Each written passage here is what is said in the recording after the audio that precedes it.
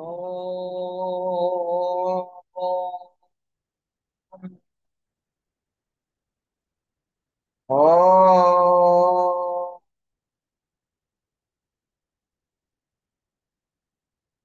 ఓం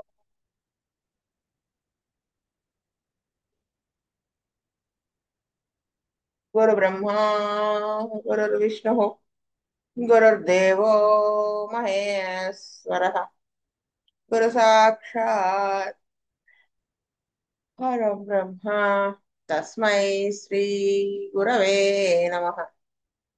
నమస్కారం మాస్టర్. నమస్కారం master E K. నమస్కారం మాస్టర్ ఎంఎన్. నమస్కారం మాస్టర్ విపిఎస్. నమస్కారం మాస్టర్ సివివి. నమస్కారం మాస్టర్ సివివి. నమస్కారం మాస్టర్ సివి. నమస్కారం master C V V to your lotus. Master C V V నమస్కారం to your lotus feet. Vasudev. మనము నేట్రమ్ గ్రూప్ ఆఫ్ డ్రగ్స్ చదువుకుందాం అనుకున్నాను. నేట్రమ్ గ్రూప్ ఆఫ్ డ్రగ్స్ ఏమేమి ఉన్నాయంటే natrum ars, natrum carb, natrum mur, natrum phos, natrum sulph. ఇవన్నీ potencies లో remedies. Schuessler tissue salts కాదు మనం చదువుకోబోయేది, డ్రగ్స్ అన్నమాట. So first natrum ars. అయితే ఇది మొదలు పెట్టే ముందు నేను ఒకటి అనుకుంటున్నాను. అంటే ఏదో నేను చెప్పడం మిగతా వాళ్ళందరూ వినడం అలా కాకుండా కంబైన్డ్ స్టడీ అంటే నాకు వచ్చిన ఐడియా. ఇప్పుడు ఈ రోజు మనం నేట్రమ్ ఆర్స్ చదివేసుకుంటాం కదా, కొంత పార్ట్ చదువుకుంటాం, ఒకేసారి మొత్తం కంప్లీట్ అవ్వదు. నెక్స్ట్ క్లాస్ స్టార్ట్ చేసేటప్పుడు లాస్ట్ క్లాస్ లో చదువుకున్నటువంటి డ్రగ్స్ లో సెపరేషన్, క్యారెక్టరిస్టిక్ సిమ్టమ్స్ ఏమున్నాయి, పెక్యులియర్ సిమ్టమ్స్ ఏమున్నాయి, మొడాలిటీస్ ఏమున్నాయి అనేది ఒకసారి ఏమంటారు దాన్ని మళ్ళీ మనము రికలెక్ట్, మళ్ళీ చదువుకుని ఒకసారి చదువుకోవడం అంటే ఒక్కొక్కలా ఒక పాయింట్ గా చెప్పి నెక్స్ట్ కంటిన్యూషన్ చేస్తే అది ఒక, అంటే దానివల్ల ఇంకో మనకి చదువుకుంటూ పోవడం వల్ల ఒక రకమైన మోనోటనీ వచ్చేస్తుంది, అంటే ఒక మెకానికల్ అయిపోతుంది. అలా కాకుండా ఇలా ఉంటే బాగుంటుంది అని నా ఆలోచన. ఇలా చదువుకోవడం ద్వారా నేను అనుకుంటున్న ఒక లాభం ఏంటంటే ఇప్పుడు నేటర్ మార్చి చదువుతాము. ఆ కొంత చదివాక మళ్ళీ మనం నెక్స్ట్ క్లాస్ చదువుకుంటే ఒక 2-3 క్లాసులు అవుతుంది, మనకి గుర్తుండిపోతుంది. నెక్స్ట్ నేట్రమూర్ చదువుకున్నప్పుడు ఈ నేట్రమార్స్ కి నేట్రమూర్ కి ఎక్కడ డిఫరెన్సెస్ ఉన్నాయి, అంటే డిఫరెన్సియేషన్ ఏమిటి, ఎందుకని నేట్రం ఆర్సే ఇవ్వాలి, ఎందుకు నేట్రం మూరే ఇవ్వాలి, ఇది మళ్ళీ మనము ఒకటి అనుకోవటం. ఈ లోపు ఈ డ్రగ్ అయ్యే లోపు కూడా నేను ఇంకా బుజ్జి గారు కానీ అనంత ఈకే గారు వీళ్ళు ఎవరైనా అంత కృష్ణ గారు ట్రీట్ చేసిన కేసు కూడా ఏదైనా ఉందనుకోండి, ఊరికనే ఇదిగో ఈ పాయింట్ మీద అది వేసి ఉంటారు, అంటే మీకు అప్పుడప్పుడు ఎగ్జాంపుల్స్ చెప్తుంటా కదా మధ్యలో, అలాంటిది కూడా నేను ఇంకా ఇంకా దాని మీద శ్రద్ధ పెట్టి చేస్తాను. కతే మనము లాస్ట్ క్లాస్ లో చదువుకున్నది మనం ఈ క్లాస్ లో చెప్పుకోవడానికి మళ్ళీ రికలెక్ట్ చేసుకోవాలి, ఒకసారి అనుకుని మళ్ళీ చదువుతాము అన్నప్పుడు అందరూ పార్టిసిపేట్ చేస్తే బాగుంటుంది. అది నేను అనుకుంటున్నది అది. ఇది ఇలా కంటిన్యూ చేయడమా లేదా అనేది క్లాస్ అయిపోయే చివరిలో అడుగుతాను, అప్పుడు మళ్ళీ మీరు మీ ఒపీనియన్స్ చెప్పండి. నేట్రమ్ ఆర్స్ అంటే ఈ డ్రగ్ చదివేటప్పుడు నాకు అనిపించింది దీంట్లో ఎలా ఉందంటే డిఫరెంట్ డిఫరెంట్ మొడాలిటీస్, కొన్ని పాయింట్స్ కి కొన్ని మొడాలిటీస్, కొన్ని సిమ్టమ్స్ కి కొన్ని మొడాలిటీస్, అసలు కొంచెం క్వైట్ ఆపోజిట్ మొడాలిటీస్ అవన్నీ ఉన్నాయి. అవన్నీ మనకి బై హార్ట్ చేయడం వల్ల గుర్తుంటుందని నేను అనుకోను. నెంబర్ ఆఫ్ టైమ్స్ చదవడం వల్ల గుర్తుంటుంది, లాజికల్ గా చెప్పుకోవడం వల్ల గుర్తుంటుందని నేను అనుకుంటున్నాను. నా ఒపీనియన్ అయితే అది. ఎందుకు నేటమాస్ చదవండి, మీకే ఎందుకు చెప్పాను ఐడియా వస్తుంది. Modalities. The symptoms of the remedy appear in the day time, in the morning, in the forenoon, evening, night and after mid night. అది వీళ్ళు ఈ రెమెడీలో ఆయన చెప్పిన మొడాలిటీ చూడండి ఎలా ఉందో. వేదనలు డే టైంలో కనిపిస్తాయిట. అది డే టైం అంటే morning, forenoon, evening, night. Mid night. అన్నీ చెప్పారు కదండి అనిపిస్తుంది. నాకు అలాగే అనిపించింది. కానీ ఆయన కొన్ని కొన్ని చెప్పలేదు. నూన్ మిడ్ నూన్ చెప్పలేదు ఒకటి. మిగతా అవన్నీ చెప్పారు. దీన్ని బట్టి ఎక్కువ అది ఇది ఈ మొడాలిటీ చూడండి ఇలా ఉంది. నెక్స్ట్ చూడండి, the symptoms are worse in the cold air but warm open air ameliorates. చూసారా, వేదనలన్నీ కూడా చల్లటి గాలిలో అగ్రవేట్ అవుతుంది. యూజువల్ గా నేట్రమ్ మూర్ అది హార్ట్ డ్రగ్ కదా, కానీ నేట్రమ్ ఆర్స్ కోల్డ్ ఎయిర్ భరించలేరు. నేట్రమ్ సల్ఫ్ వాడికి చల్లగాలి ఇష్టం కానీ పడదు. అది డిఫరెన్సియేషన్ అక్కడ. అంటే వీడికి కోల్డ్ ఎయిర్ లో సిమ్టమ్స్ వర్సన్ అవుతాయి. అలా అని వామ్ రూమ్ ఎమిలరేట్స్ అనలా, వామ్ ఓపెన్ ఎయిర్ వెచ్చటి ఆరు బయట గాలి. అదనమాట వెచ్చటి ఆరు బయట గాలి అంటే వేసవకాలం సాయంత్రం పూట వస్తుంది చూడండి గాలి, ఓపెన్ ఎయిర్ లో కూర్చుంటే అది వాడికి ఎమిలరేషన్. అలా అని గదిలోనే తలుపులన్నీ వేసేసుకుని కూర్చున్న ఎయిర్ వాడికి ఎమిలరేషన్ కాదు. స్పెసిఫిక్ గా ఆయన వామ్ ఓపెన్ ఎయిర్ అని మెన్షన్ చేశారు. The mental symptoms are better in the open air. మానసిక లక్షణాలన్నీ open air amelioration. Worse from cold in general. అంటే ఇన్ జనరల్ గా కోల్డ్, చల్లగాలి, చల్లదనం, చల్లటివి తీసుకోవటం, ఇవన్నీ వాడికి అగ్రవేషన్ అనమాట. Cold wet weather. The patient takes cold easily. అంటే ఆ చల్లదనం ఈజీగా ఎఫెక్ట్ అయిపోతాడు అనమాట. The symptoms are worse ascending. ఎందుకు వర్స్ అసెండింగ్ అంటే సిమ్టమ్ లాగా కాకుండా గుర్తుపెట్టుకుంటే నేట్రమ్ గ్రూప్ ఆఫ్ డ్రగ్స్ అన్నిటికీ కూడా ఉన్నది ఏంటి పాయింట్, కామన్ గా యాసిడ్స్ కి మనం ఎలా కొన్ని పాయింట్స్ ఉన్నాయో నేట్రమ్ గ్రూప్ ఆఫ్ డ్రగ్స్ కూడా ఎనిమిక్ కండిషన్ ఒకటి, వీక్నెస్ ఒకటి, ఈ డెఫిషియన్సీ, ఇమాసియేషన్ ఇలాంటివి కామన్ పాయింట్స్. డ్రాప్సీ ఇలా. ఎనీమియా వల్ల ఎలాగో కాళ్ళకి నీరు వచ్చేస్తుంది, వీక్నెస్. దీని వలన అసెండింగ్ అగ్రవేషన్ ఉంటుంది. కంప్లైంట్స్ వర్స్ ఆఫ్టర్ ఈటింగ్ అట. The body is losing flesh అంటే ఇమాసియేషన్, శుష్కించిపోతూ ఉంటారు. The symptoms come on from exertion. ఏమాత్రం శ్రమ చేసినా సిమ్టమ్స్ అన్ని ఎక్కువ అవుతాయి. Worse from butter, cold drinks, cold food, fats, fruits, milk, pork, vinegar. వీడికి హార్డ్ ఫుడ్ వీడికి డైజెస్ట్ చేసుకోలేడు, ఫ్యాటీ ఫుడ్ ఇది. అలా అని ఫ్రూట్స్ మిల్క్ కూడా డైజెస్ట్ చేసుకోలేడు, చల్లటివి డైజెస్ట్ చేసుకోలేడు. ఓవరాల్ గా మనకి డైజెషన్ పూర్ అని అర్థమవుతుంది. Formication all over the body and in the limbs. అంటే చీమలు పాకినట్లుగా ఉండడం బాడీ అంతా. ఇది కూడా నేట్రమ్ మూడ్ లో కూడా ఉంటుంది ఫార్మికేషన్. అది ప్రిక్లీ హీట్ వీటి వల్ల కాలాల్లో కూడా అలా ఉంటుంది. ఇంజురేషన్ ఆఫ్ ద గ్లాండ్స్, ఏవైతే లింఫ్ గ్లాండ్స్ కానీ గ్లాండ్స్ ఉన్నాయో అవి గట్టి పడతాయి.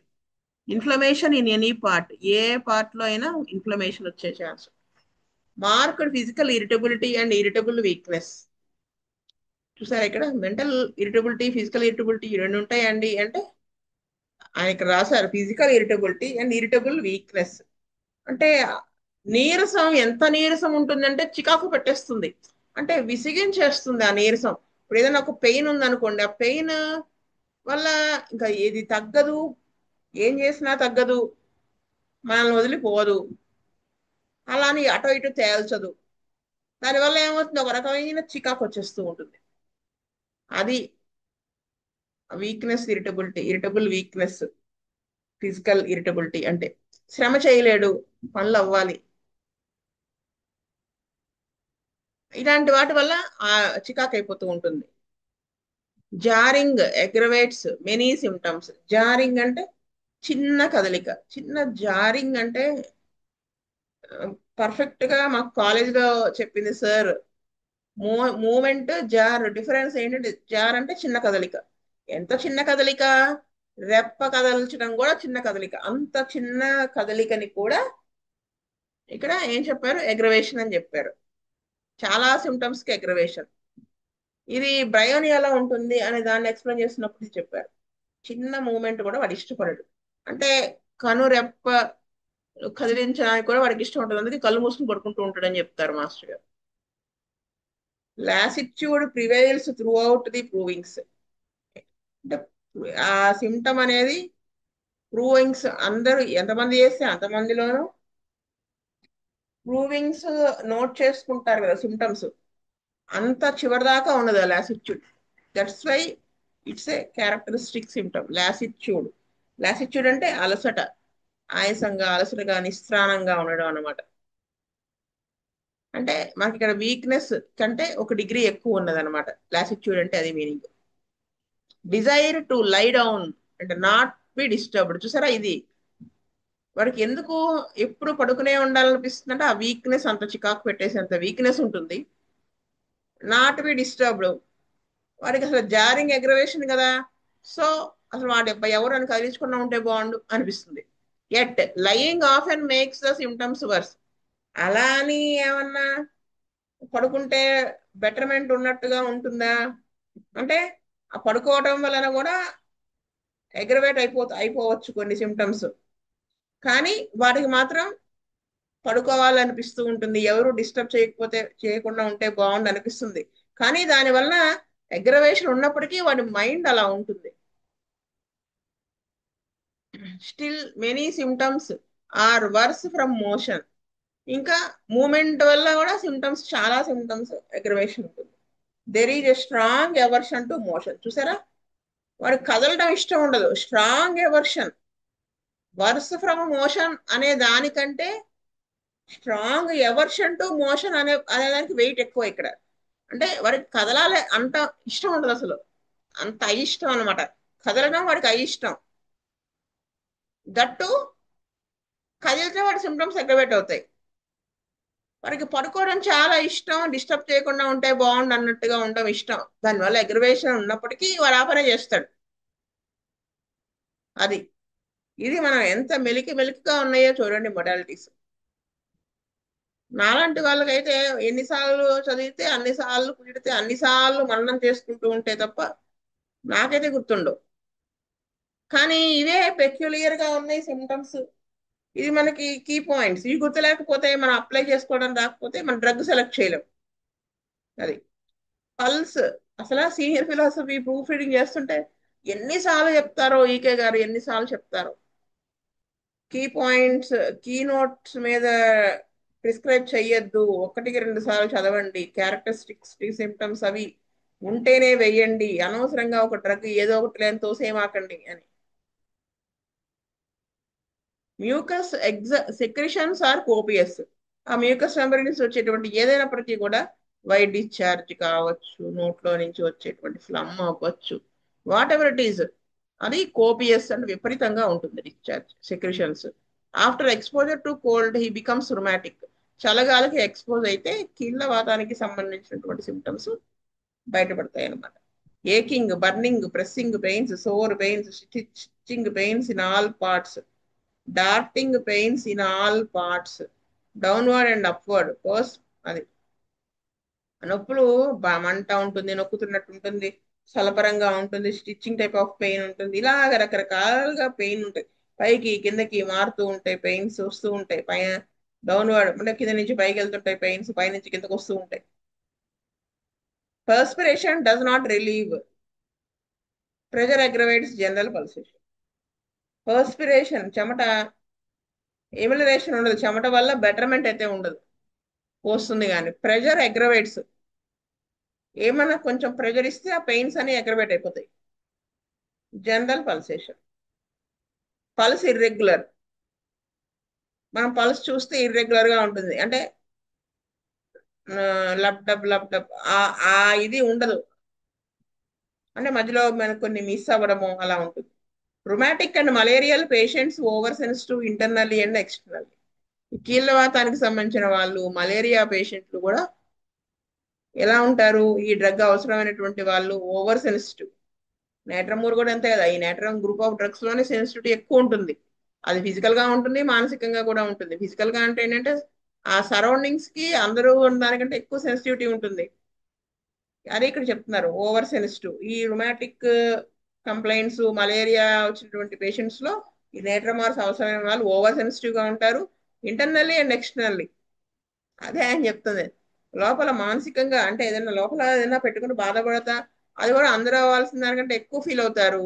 ఎక్స్టర్నల్లీ అంటే బయట ఉన్నటువంటి సరౌండింగ్స్ కి ఎన్విరాన్మెంట్ కి కూడా అంతే ఈక్వల్ గా ఓవర్ సెన్సిటివ్ ఉంటారు. Electric shocks in the body, ఇది కూడా నేట్రమూర్ లో ఉంటుంది కదా. Electric shock like pain, symptoms predominate on the right side, wants to sit or lie and not be disturbed. కూర్చుందామనో పడుకుందామనో అనుకుంటాడు, తను ఎవరు కదిలించకుండా ఉంటే బాగుండు అనుకుంటాడు. There are symptoms before sleep, during sleep, on waking. Symptoms అనేవి ఇప్పుడున్నాయి అప్పుడు లేవు అని కాదు, ఎప్పుడు ఉంటూ ఉంటాయని. నిద్రపోవడానికి ముందు ఉంటాయి, నిద్రపోతుండగా ఉంటాయి, వెలుగు వచ్చాక ఉంటాయి. Trembling is a strong symptom, ఈ వణుకుడు అనేది.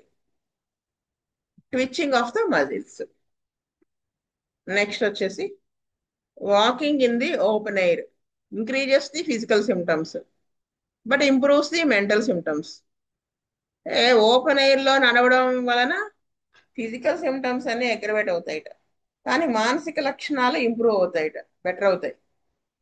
Walking fast excites many symptoms. Fast గా నడిస్తే సిమ్టమ్స్ అన్ని అగ్రవేట్ అవుతాయి. ఎందుకు? మోషన్ అగ్రవేషన్ ఉంది కదా వీడికి. అన్నిటికంటే మోషన్ అగ్రవేషన్ అనే దానికంటే కూడా ఎగ్జర్షన్ అవ్వలేడు కదా. అగ్రవేషన్ ఆఫ్ ఆల్ సిమ్టమ్స్ అని పైన చెప్పారు, అది ఇక్కడ అప్లై చేసుకుంటే ఫాస్ట్ గా నడిస్తే ఎక్కువ ఎగ్జర్ట్ అవుతాడు, దాని వలన సిమ్టమ్స్ అన్ని అగ్రవేట్ అవుతాయి. Weakness in the morning during menses on slight exertion while walking. చూసారా ఇక్కడ చెప్పారు, నీరసం ఉంటుంది ఉదయం పూట మెన్సెస్ టైంలో, ఏ మాత్రం చిన్న శ్రమ చేసినా నడిచేటప్పుడు అలా. Wet weather brings out the symptoms. అంటే తేమతో కూడిన వాతావరణం, అంటే చల్లగాలి అంటే డ్రై కోల్డ్ ఎయిర్ ఉంటుంది, వెట్ వెదర్ ఈ వర్షం ఈ తేమతో కూడినటువంటి వెదర్ ఉంటే సిమ్టమ్స్ అన్ని అగ్రవేట్ అవుతాయి. Worse from wine and in winter, wine వల్ల సిమ్టమ్స్ అగ్రవేట్ అవుతాయి, చలికాలంలో కూడా అగ్రవేట్ అవుతాయి. Next mind. Anger at trifles, చిన్న వాటికి కూడా కోపం వచ్చేస్తూ ఉంటుంది. ఫ్యూరియస్ ఫ్రమ్ కాంట్రడిక్షన్, అంటే విపరీతమైన కోపం వచ్చేస్తుంది, ఆగ్రహిస్తాడు. ఏం చేస్తే? వాడు చెప్పింది దానికి అడ్డం పడితే మనం. Complaints are made worse from anger, వీడికి ఎప్పుడైతే కోపం వచ్చేస్తుందో దానివల్ల కంప్లైంట్స్ అన్ని అగ్రవేట్ అయిపోతాయి. Anxiety in the evening in the bed, at night in bed apprehensive anxiety, during fever on waking. ఇక్కడ నేను ఒకటి చెప్దాం అనుకున్నాను. యాంగ్జైటీ అన్నాడు ఆందోళన, అప్రహెన్షన్ అన్నాడు ఆందోళన. What is the difference between anxiety and apprehension? అంటే ఇక్కడ అప్రహెన్షన్ అంటే ఏంటంటే, it is a specific fear or worry about a particular event or situation, often involving a sense of dread or anticipation of something negative. అదే anxiety అంటే, it is a more general and persistent feeling of worry and unease, often without a specific cause or target. అంటే ఏమీ reason లేకుండా ఎందుకు ఆందోళన పడుతున్నాడో తెలియకుండా వాడికి అది కాన్స్టెంట్ గా ఆందోళన అనేది ఉండడాన్ని యాంగ్జైటీ అంటారు. అప్రహెన్షన్ కి ఏంటి? ఒక రీజన్ ఉంటుంది ఎందుకు వీడు, అంటే అది ఒకసారి ఆ ప్రిన్సిపల్ వాడిని బాగా తిట్టాడు, అప్పటి నుంచి వాడికి ఆ ప్రిన్సిపల్ అంటే భయం, అప్రహెన్షన్ ఆ ప్రిన్సిపల్ ని చూస్తే. సో అదొక రీజన్ ఉంది వాడికి.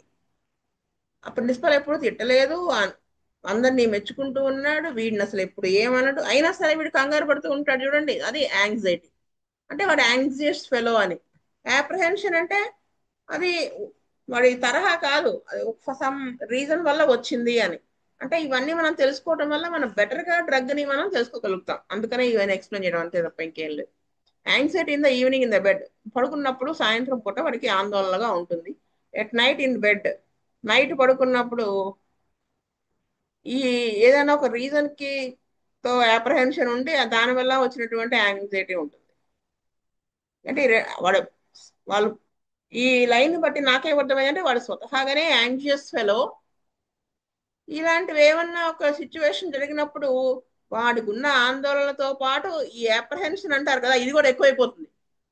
అంటే ఫియర్, ఫియర్ స్క్వేర్ అనమాట, అలా డబల్ అయిపోతుంది అది. అందుకని ఆయన ఈ వర్డ్ వాడారు అనుకుంటున్నాను.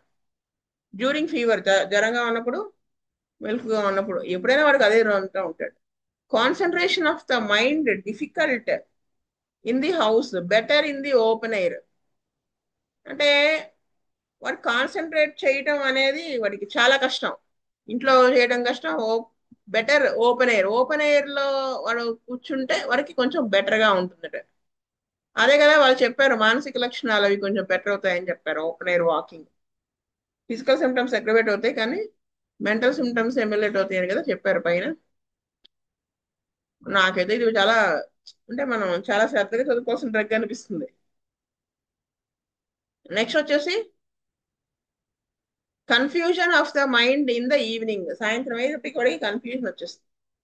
కాన్షియస్ అబౌట్ ట్రిఫిల్స్, అంటే చిన్న చిన్న వాటిని పట్టించుకోవాల్సిన అవసరం లేని వాటి ఎడల కూడా చాలా ఎక్కువ జాగ్రత్త తీసుకుంటాడు. అందరూ అని వదిలేసేటి వీటి వదిలేడు అనమాట. అది డిస్కంటెంటెడ్, అంటే ఎప్పుడు అసంతృప్తిగా ఉంటాడు. Discouraged and at times in despair, నిరుత్సాహపడిపోతూ ఉంటాడు. ఇంకా ఏముంటుంది, డెస్పైర్, నిరాశావాదిగా ఉంటాడు అనమాట. నేట్రూమర్ కూడా అంతే కదా, ఏమీ లేని దానికి ఏడుస్తూ ఉంటారు, విషాద యోగం. కొంచెం ఆ పోలికలు కూడా ఈ నేటర్ మాస్ లో ఉన్నాయని అర్థం. హీఈస్ ఈజీలీ డిస్ట్రాక్టెడ్, వీడికి అసలు కాన్సన్ట్రేషన్ కుదరదు.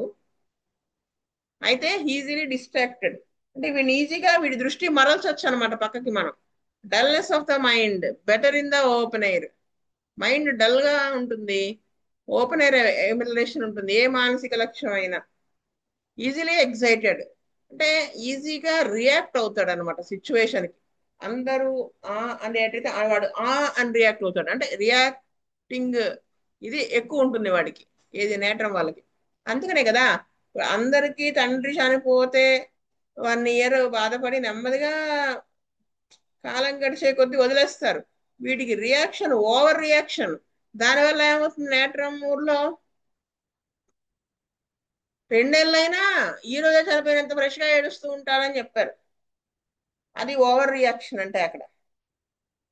అదే ఇక్కడ వీళ్ళు ఏం చెప్తున్నారు, ఈజీలీ ఎగ్జైటెడ్, అంటే ఉద్వేగానికి లోనవుతాడు ఈజీగా. Mental exertion makes the symptoms worse, మానసికంగా ఏమాత్రం పరిశ్రమ చేసినా సిమ్టమ్స్ అన్ని వర్స్ అవుతాయి. మానసికంగా చేసినా అంతే, ఫిజికల్ గానే ఎగ్జర్ట్ అవ్వలేడు. Fear in the evening on going to bed, సాయంత్రం పూట పడుకోగానే వాడికి భయం మొదలైపోతుంది. ఇన్ ఏ క్రౌడ్ లో ఉన్నప్పుడు. ఆఫ్ ఇంపెండింగ్ డిసీజ్, ఏదో జబ్బు, రాబోయే జబ్బు. ఇప్పుడు వాడికి ఏదో జ్వరం వచ్చింది, అమ్మో ఇది కరోనాలోకి వెళ్ళిపోతుందేమో, కరోనా నుంచి బ్లాక్ ఫంగస్ లోకి వెళ్ళిపోతుందేమో, ఇలాగా అది రాబోతుంది, ఇది రాబోతుంది. ఆ రాబోయే జబ్బుల గురించి వాడికి చాలా భయం. ఆఫ్ సమ్ ఈవిల్, ఏదో ఒక చెడు జరగబోతోందని. దట్ సంథింగ్ విల్ హ్యాపన్, ఏదో జరిగిపోతుందని. ఆఫ్ పీపుల్, అదే జనాల వల్ల ఏదైనా జరగబోతుందని. ఆ భయాలన్నీ సాయంత్రం నుంచి మొదలవుతాయి అన్నమాట. పడుకున్న దగ్గర నుంచి ఈ భయాలతో ఈజీలీ ఫ్రైటెండ్, ఊరికనే భయపడిపోతాడు. ఫర్గెట్ఫుల్, మతిమరుపు ఉంటుంది. ఇది కూడా నాట్రమ్ గ్రూప్ ఆఫ్ డ్రగ్స్ లో కామన్ గా ఉంటుంది. హీ ఫీల్స్ కాన్స్టెంట్లీ హండ్రీడ్, అంటే వాడు ఇప్పుడు ఇప్పుడు సిచ్యువేషన్ ఏదో ఉంది, ఎగ్జామ్స్ ముందు హర్రీ బర్రీ అవుతున్నాడా అనేది కాదు, ఎప్పుడు వాడు అలాగే ఉంటాడు. ఏ పని చేసినా కానీ నా అర్జెంట్ రైటర్ వాడిలాగా. అర్జెంట్ రైటర్ వాడు ఎగ్జామ్స్ రాసేటప్పుడే కాదు, వాడికి ఏం చెప్పినా వాడు ఈ పెన్ తీస్తారా అంటే వాడు హర్రీ బర్రీగా పరిగెడుతుంటాడు. ఈ పెన్ ఆ పెన్ ఆ పెన్ దేవాల, ఇలా రకరకాల ఆలోచిస్తాడు. అలాగే వీడికి కూడా constantly hurried, hysterical, and her mind is very active. ఆ హిస్టీరికల్ నేచర్ అనేది ఉంటుంది, మైండ్ అనేది చాలా యాక్టివ్. మైండ్ యాక్టివ్ గా ఉందని చెప్పాల్సిన అవసరం ఏంటండి, అంటే ఆయన అన్నమాట వెరీ యాక్టివ్, అంటే ఉండాల్సిన యాక్టివ్నెస్ కంటే ఎక్కువ ఉంటుంది. అదే ప్రాబ్లం కదా వాడికి. Ideas very active, imbecility, irritability, impatience, అంటే బుద్ధిమాంద్యం ఉంటుంది, విపరీతమైన కోపం ఉంటుంది, సహనం అసలు ఉండదు. ఇండిఫరెంట్ టు ఆల్ జాయ్, ఇది చూసారా, ఇది కూడా common symptom of natrum group of drugs. అంటే ఆనందంగా ఉండడం వల్ల వాడు విముఖత చూపిస్తాడు అనమాట. Aversion to mental work and to business, అంటే మానసికంగా వర్క్ చేయడానికి ఎవర్షన్ ఉంటుంది, బిజినెస్ కూడా ఎవర్షన్ ఉంటుంది. అంటే వాడికి అన్ని అంత శ్రమ చేయలేడు కదా, వాడు చేస్తే అన్ని ఎగ్రవేట్ అయిపోతాయి. Aversion to reading, ఇండోలెన్స్. ఇండోలెన్స్ అంటే ఉదాసీనంగా ఉండడం అనమాట. మెమరీ వీక్, అది. లేమెంటింగ్, లాఫింగ్, లోథింగ్ ఆఫ్ లైఫ్, లొకాసిటీ. లేమెంటింగ్ అంటే తలుచుకుని తలుచుకుని కుళ్ళుకుని ఏడవడం అనమాట. లాఫింగ్, నవ్వుతుంటాడు. జీవితం అంటే విసుగొచ్చేస్తుంది. విసు అంటే వాడి లైఫ్ వాడికి రోతగా అనిపిస్తుంది, అసహ్యంగా అనిపిస్తుంది. లొకాసిటీ, ఎక్కువ మాట్లాడుతూ ఉంటాడు. ఎన్ని రకాల మూడ్స్ ఉన్నాయో చూడండి. ఏడవడం, నవ్వడం, జీవితమే విరక్తి అనిపించడం, విపరీతంగా మాట్లాడడం. The mental symptoms are all mild. మానసిక లక్షణాలన్నీ కూడా మైల్డ్ గా ఉంటాయి. Mirthful, hilarious, prostration of mind.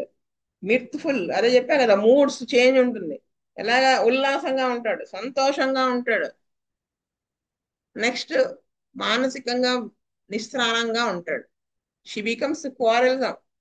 ఇప్పుడంతా చెప్పింది ఏంటి? ఉల్లాసంగా ఉత్సాహంగా, అది పోతుంది మళ్ళీ కొంతసేపటికి. క్వారల్సమ్, దెబ్బలాట తత్వం వచ్చేస్తుంది. రెస్ట్లెస్నెస్ ఉంటుంది. Nights tossing. యాంగ్షియస్ రెస్ట్లెస్నెస్, చూసారా ఇక్కడ ఎన్ని ఉన్నాయండి ట్విస్ట్లు ఇక్కడ దీంట్లో. అంటే ఆ అనవసరమైన భయం ఉంది కదా, ఇది ఎందుకు కారణం లేకుండా వచ్చేటువంటి ఆందోళన వల్ల వాడు రెస్ట్లెస్ అయిపోతాడు అనమాట. వీటిలో కూడా రెస్ట్లెస్నెస్ ఉంటుంది. ఆశ్రయ కాలంలో రెస్ట్లెస్నెస్ ఉంటుంది కదా, నేటర్ మార్స్ కదా ఇది. సో ఆ నేట్రమ్ మార్స్ లో ఆస్నిక్ లో ఉన్న రెస్ట్లెస్నెస్, ఆ యాంగ్జైటీ, యాంగ్జియస్ రెస్ట్లెస్నెస్ అనేది ఇక్కడ ఉంది.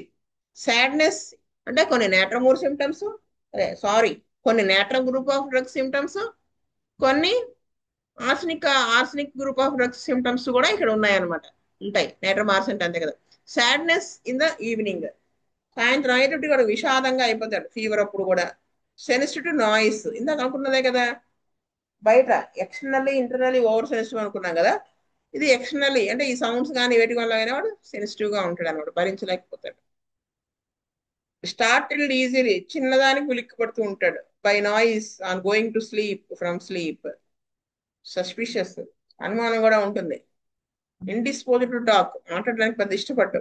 Disturbed by the conversation of the people, చికాక్ అయిపోతారు వాడు అవతల వాళ్ళతో మాట్లాడాల్సి వస్తే.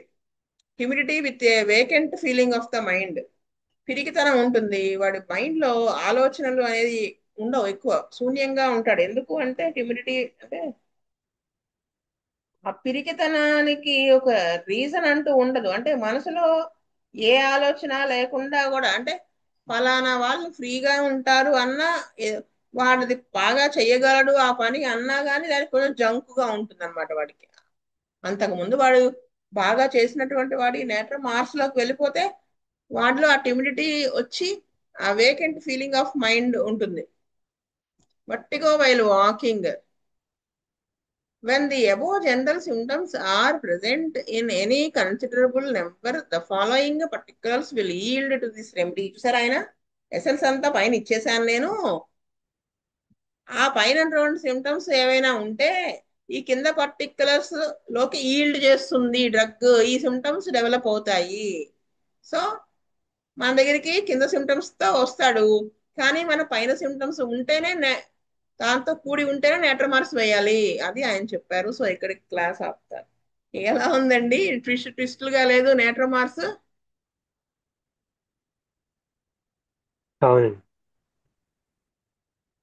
అది నెక్స్ట్ క్లాస్ కి మీరందరూ కూడా ప్రిపేర్ అవుతారు కదా. యాక్టివ్ గా ఓకే. పార్టిసిపేట్ చెయ్యండి, చేస్తే బాగుంటుంది. అది గుర్తుంటుంది కూడా మనకి.